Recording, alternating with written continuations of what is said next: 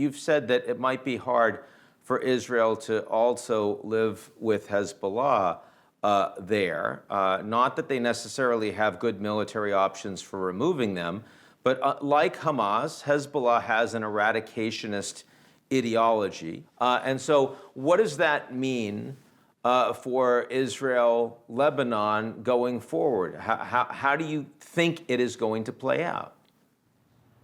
So what I found very interesting, and I've written about that in The Atlantic and the Financial Times, is that Hezbollah's approach and reaction to October 7th and Iran's reaction has been one of rather interesting restraint and pragmatism. But the expectation initially was that there would be an instant conflagration on the Lebanon-Israel border. And that has not happened. And the way I explain that is we have to remember that Iran has for 44 years now claimed that it is a supporter of the Palestinian people and that its proxies, including Hezbollah, are there to help the Palestinians, quote unquote, liberate Jerusalem. So the expectation was that in the wake of the October 7th attack by Hamas, there would be a massive assistance by groups like Hezbollah to sort of push forward with Hamas's agenda and help Hamas further.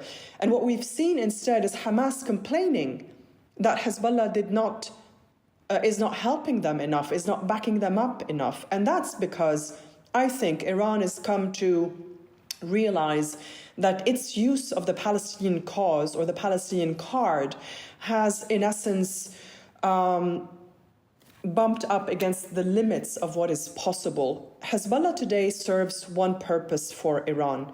It is to operate as a key line of defense. Lebanon is seen by Iran as a forward defense base.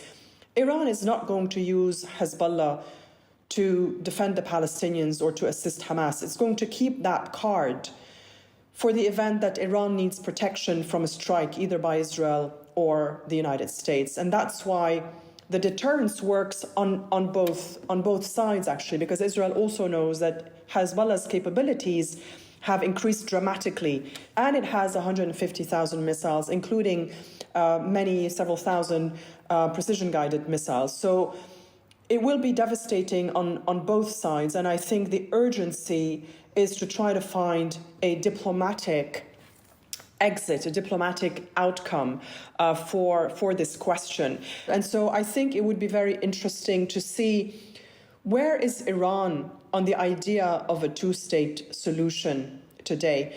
And I heard that from others as well in Lebanon, from Iranians. Just the idea that anyone would discuss two-state solution would have been, impossible to imagine in those camps, even a few years ago.